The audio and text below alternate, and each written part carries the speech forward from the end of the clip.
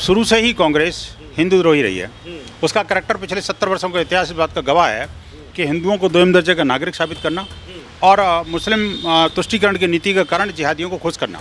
लेकिन बजरंग दल की तुलना एक आतंकी संगठन से करना और उस आतंकी संगठन के खिलाफ कभी भी मुखर रूप से ना बोलना, ये कांग्रेस की किस तरीके की आइडियोलॉजी को दिखाता है? जो आतंकवादियों के साथ कनेक्शन है, कनेक्टिविटी है, जाकिर नाइक को तो जाने क्या कहते थे, ये मैं वो शब्द भी प्रयोग नहीं करूँ, लेकिन उनको नहीं पता जिसकी पूंछ में आप आग लगाना चाह रहे हो ना, वो भस्म कर देगा।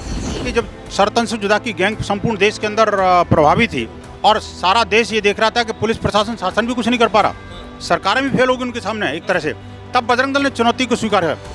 लेकिन अगर कोई हमारे मंदिर के ऊपर हमला करेगा, भगवा को आतंकवादी कहेगा, हिंदुओं को आतंकवादी कहेगा, तो बजरंग दल स्वीकार नहीं करेगा। अब सबको पता है कि आरएसएस एक बहुत बड़ा संगठन बन चुका है। उनके ऊपर आक्रमण करके 2024 के लिए लोकसभा चुनावों के लिए एक नैरेटिव पैदा किया जा रहा है कि जी हम सत्ता में आएंगे तो आते ही 24 में संघ को बैन करेंगे। इतनी औकात नहीं है। नमस्कार, मैं प्रभात रंजन मिश्रा, स्वागत है आपका पांजन्य में। कर्नाटक विधानसभा चुनावों में कांग्रेस द्वारा एक बार फिर से एक ऐसा कार्ड खेला गया है जिससे वो मुस्लिम वोटर्स को खुश करना चाहते हैं और इस चीज़ के लिए इस बार उन्होंने बजरंग दल का इस्तेमाल किया है। बजरंग दल की तुलना पीएफआई जैसे आतंकी संगठन से की है। अब इससे वो किस मानसिकता को दुनिया के समक्ष रखना चाहते हैं, ये जानने के लिए मैं पहुंचा हूं विनोद जी के पास। विनोद जी, जिस तरीके से कांग्रेस के मैनिफेस्टो में ये लिखा गया है कि हम बजरंग दल को बैन करेंगे, ये क्या मानसिकता है? देखिए, कोई नई बात नहीं है, ये कांग्रेस की सोची समझी मानसिकता है। शुरू से ही कांग्रेस हिंदू द्रोही रही है। उसका करैक्टर पिछले 70 वर्षों का इतिहास इस बात का गवाह है कि हिंदुओं को दोयम दर्जे का नागरिक साबित करना और मुस्लिम तुष्टीकरण की नीति के कारण जिहादियों को खुश करना, ये उनकी परिपाटी रही है। नहीं तो अदरवाइज ये देखिए कि जिसने मैनिफेस्टो बनाया वो कहता है कि बजरंग दल और पीएफआई दोनों को बैन करेंगे। अरे, अकल के अंधों को ये पता होना चाहिए कि पीएफआई जिसको बैन ऑलरेडी किया जा चुका है, बजरंग दल जिसको तुम्हारे बाप भी बैन नहीं कर सकते, उसका तुम नाम ले रहे हो। झूठ का पुलंदा है कांग्रेस और कांग्रेस का ये पूरा मैनिफेस्टो। एक बात। दूसरी बात ये कि मुस्लिम तुष्टीकरण की हद पार करके कोई किस हद तक जा सकता है कि राष्ट्रवादियों को भी गाली दे सकता है, ये कांग्रेस से कोई सीखे। अंत में जाकर के जब चुनाव का वक्त आया तो उस समय बजरंग बली की भूमि पर, कर्नाटक जहाँ भगवान हनुमान जी का प्रकटोत्सव मनाया जाता है, उस स्थान पर आप बजरंग बली के भक्तों को गाली दे रहे हो। क्या लग रहा है कि आप उनसे वोट ले लोगे? लेकिन करे क्या यार? बजरंग दल की जिस तरीके की कार्यशैली है उस पर लोग सवाल उठाते हैं। लोकतांत्रिक देश है, आप किसी चीज़ के ऊपर भी प्रश्न पूछ सकते हैं, लेकिन बजरंग दल की तुलना एक आतंकी संगठन से करना और उस आतंकी संगठन के खिलाफ कभी भी मुखर रूप से ना बोलना, ये कांग्रेस की किस विचारधारा को, किस तरीके की आइडियोलॉजी को दिखाता है? देखिए, आप खिलाफ की बात कर रहे हैं, वो तो ओसामा को ओसामा जी बोलते हैं और जो इंस्पेक्टर मोहनचंद शर्मा के हत्यारों को आतंकवादियों के घर जा कर के और सजदा करते हैं उनके महामंत्री, उनकी अध्यक्षा रात रात भर सोती नहीं है। जब कोई आतंकवादी मारा जाता है वो कहते हैं मेरे को रात को नींद नहीं आती। और जो आतंकवादियों के साथ कनेक्शन है, कनेक्टिविटी है, जाकिर नाइक को तो जाने क्या कहते थे, ये मैं वो शब्द भी प्रयोग नहीं करूँ, लेकिन ये कोई नई बात नहीं है और पहली बात नहीं है। कांग्रेस जो है ये चाह रही है कि हिंदू द्रोह करके वो जीत जाएगी, लेकिन उनको स्मरण रखना चाहिए कि आखिरकार जब रामद्रोह किया था तो तुम्हारी स्थिति क्या हुई? तुम्हारी राजनीति जो है ना, धरातल से रसातल में चली गई। अब उसी खोई हुई ज़मीन को टटोलने के लिए कांग्रेस अब जो है ना नए नए प्रपंच रच रही है। शायद वो रावण की वादी मानसिकता से ग्रसित है कहीं कि भाई जब मर रहे हैं तो कम से कम राम का नाम ले लो, हो सकता है उद्धार हो जाए। लेकिन उनको नहीं पता जिसकी पूंछ में आप आग लगाना चाह रहे हो ना, वो भस्म कर देगा। ये इन्होंने भस्मासुर पैदा कर लिया और बजरंग बली का आह्वान करके, बजरंग बली को ललकार करके इन्होंने बहुत बड़ा काम गलत किया है। हिंदू द्रोह की या राम द्रोह की सज़ा तो कांग्रेस भुगत ही रही थी, अब हनुमान द्रोह की सज़ा भी भुगतेगी। अब देखना, बजरंग दल के कार्यकर्ता जो राष्ट्र के लिए समर्पित हैं, 1984 में आपको पता है इसका जन्म कैसे हुआ था? इनका जन्म हुआ था राम जानकी रथ यात्रा की सुरक्षा के लिए।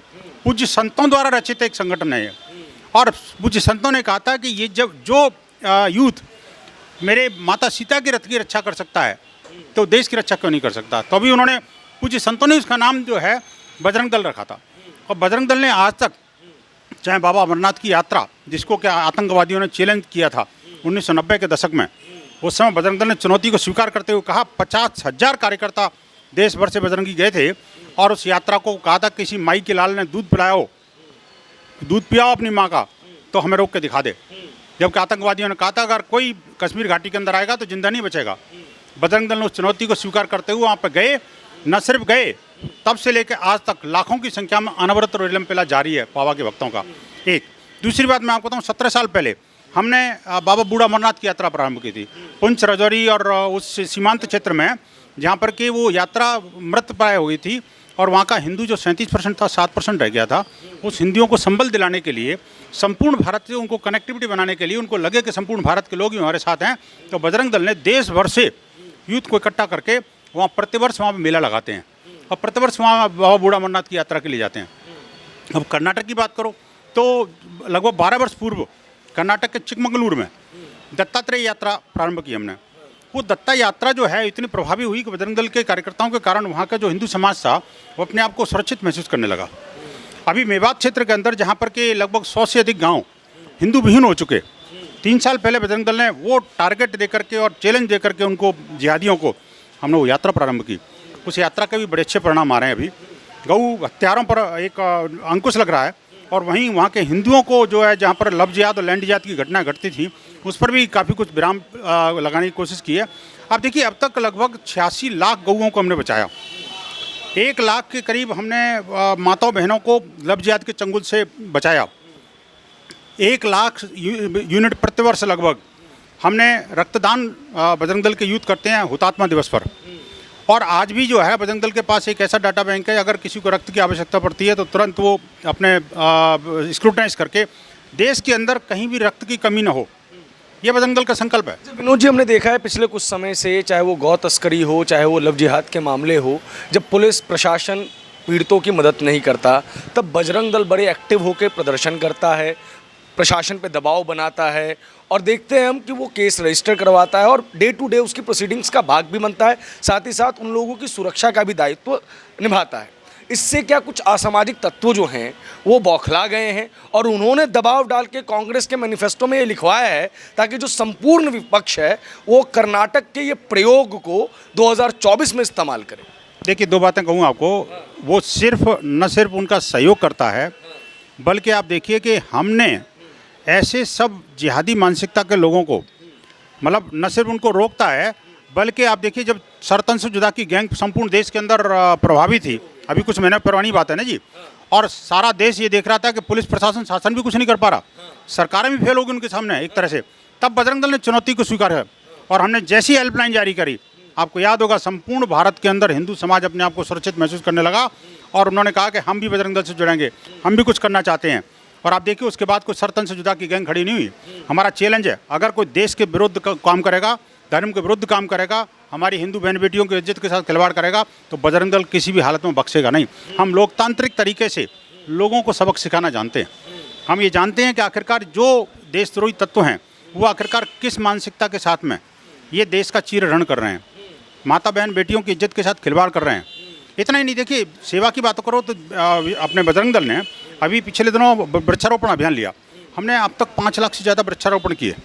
और इसके अलावा हम अगर अभी हमने एक अभियान लिया था पिछले महीने ही कि एक गांव और एक शमशान एक मंदिर, बजरंग दल के कार्यकर्ता देश भर में जुटे और प्रत्येक गांव के मंदिर को और शमशान को न सिर्फ साफ सफाई करके सुरक्षित किया, वहाँ पौधारोपण किया, उसको सुसज्जित किया और लोगों को हर वर्ग के लोग वहाँ पर जा सकें और सौहार्दपूर्वक रह सकें, इसके लिए उन्होंने एक पैरामीटर तय किए।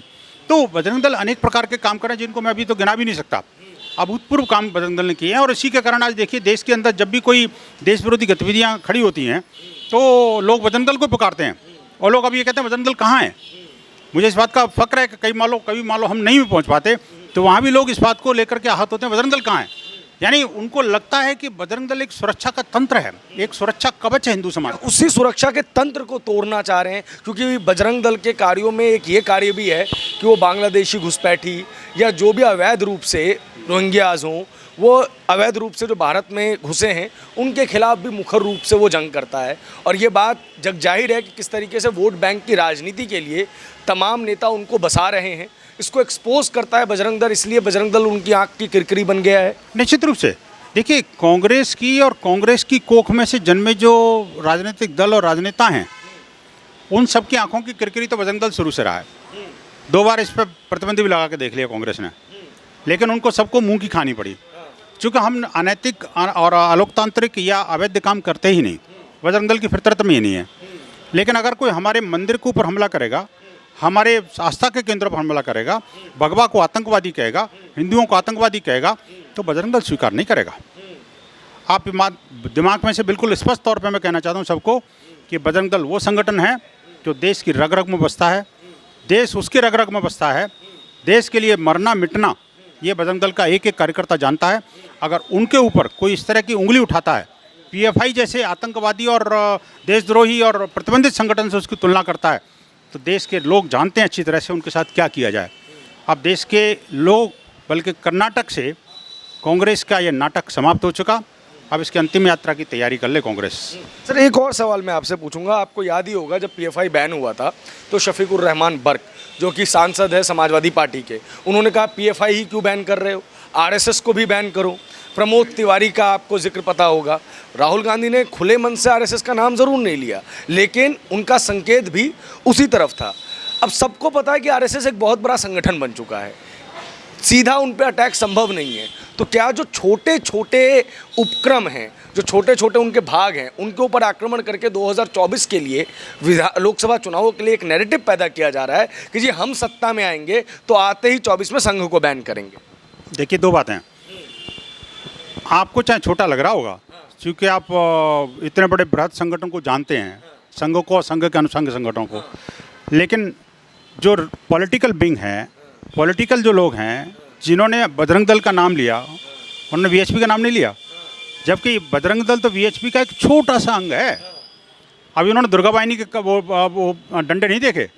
तो क्या उनका यही टारगेट है कि जो अनुषांगिक संगठन है उनको पहले पकड़ा जाए और उसके बाद धीरे धीरे करके ऊपर तक जाया जाए? इतनी औकात नहीं है। सोचा जरूर होगा, दुस्साहस वो करेंगे, करते हैं, लेकिन उसमें सक्सेसफुल नहीं होने वाले। मैं इनको कहता हूँ कि बजाय बजरंग दल जैसे राष्ट्रवादी संगठन के, आप काश अगर आपने पीएफआई सिमी के बारे में कुछ किया होता, जिसको आप प्रतिबंधित लगाने की बात कर रहे हैं, जो प्रतिबंधित हो चुका, उसके विरुद्ध कभी कोई कार्रवाई की होती। उल्टा ये तो भाई वो लोग हैं जो सिमी को प्रोटेक्ट किया, प्रमोट किया और उसके लिए लड़ाई लड़ी। जब आपको याद होगा, जब संसद में बहस चल रही थी सिमी के बारे में, यही कांग्रेस है जिसने सड़क पर आकर प्रदर्शन किया था, सिमी के फेवर में प्रदर्शन किया था कि आप बैन को लगा रहे हैं, इसके विरोध में प्रदर्शन किया था। तो कांग्रेस किस मुंह से आतंकवाद की बात करेगी? और ये जो आतंकवाद की फैक्ट्रियाँ चलाने वाले लोग आज बजरंग दल को आतंकवादी कहने का दुस्साहस करेंगे, उसका खामियाजा तो उसको भुगतना पड़ेगा। पहले एक टर्म कॉइन किया जाता था कि आतंकवादी का कोई मजहब नहीं होता, और उसके बाद पिछले कुछ वर्षों से हम देख रहे हैं वो लोग भगवा आतंकवाद, भगवा आतंकवाद, भगवा आतंकवाद कह रहे हैं। और इस बार उन्होंने बजरंग दल का खुले तौर पे नाम ले लिया है। इनकी कई राज्यों में सरकार भी है। क्या ये पॉलिटिकल प्रयोग है या एक नैरेटिव बिल्डिंग की दिशा में उनका एक बड़ा कदम है? देखिए, जब इंदिरा गांधी की सरकार थी, उस सरकार ने एक अलग तरह का अपना एक पॉलिटिकल सिस्टम बनाया कि जब भी कहीं दंगे होते थे, क्योंकि कांग्रेस के कार्यकाल में दंगे ना होने ऐसा तो हो ही नहीं सकता, जब भी कहीं दंगे होते तो इंदिरा जी ने कहा कि 10 इधर के पकड़ लो, 10 इधर के पकड़ लो, दोनों को अंदर करके कह दो भाई हमने तो पैरिटी बना दी है ना, आप दंगा खत्म हो जाएगा, चाहे अपराध कोई भी हो, अपराधी कोई भी हो। अब वो जो पीड़ित पक्षकार था उनको भी उठा कर अंदर कर देते थे। वही कांग्रेस की मेंटलिटी आज तक चली आ रही है। चूंकि पीएफआई को बैन करने की बात करनी है तो इसलिए बजरंग दल को भी करनी है। तो ये लेकिन उनको ये नहीं समझ रहा कि ज़माना बदल गया भैया। अब देखिए, मुस्लिम वोट बैंक को खुश करने के लिए आप वो चैनल नहीं चला रहे जो अब तक चलाया करते थे। सारे टीवी चैनल्स और सारे न्यूज़ एजेंसियाँ आपके हाथ में मुट्ठी में रहती थी। अब तो देश की जनता की मुट्ठी में ये मोबाइल है जो कंप्लीट मीडिया है। वो उसका पता है कि कब किसका ब्लास्ट करना है। 1 मिनट लगती है, एक वीडियो बनाया नहीं कि वो पूरे देश के अंदर, पूरी दुनिया के अंदर ब्लास्ट हो जाता है। तो अब कांग्रेस को अपनी नीतियाँ बदलनी पड़ेंगी, सार्थकता की तरफ आना पड़ेगा, धरातल से जुड़ना पड़ेगा, नहीं तो रसातल में जा चुका है। एक अंतिम सवाल और, अगर वो बजरंग दल को बैन करते हैं तो फिर आप लोगों का कदम क्यों होगा? क्योंकि राजस्थान में उनकी सरकार है, छत्तीसगढ़ में उनकी सरकार है, झारखंड में मिलीजुली सरकार है, बिहार में है। ऐसा अगर करना होता तो अब तक इन सारी सरकारों ने कर लिया होता। करना तो कुछ है नहीं इन्होंने, कांग्रेस ने किया तो कुछ है ही है ना। आज तक इन्होंने किया तो वही है कि वो आतंकवादियों को, अपराधियों को बचाना, उनको पुरस्कृत करना, उनके साथ खड़े होकर फोटो खिंचवाना। बजरंग दल जैसे राष्ट्रवादी संगठन पर अगर हाथ रखा, अगर कहीं आंख उठा के भी देखी, इनको पता है परिणाम क्या होगा। इसलिए ऐसा दुस्साहस मुझे लगता है ये नहीं कर पाएंगे, नहीं कर सकते।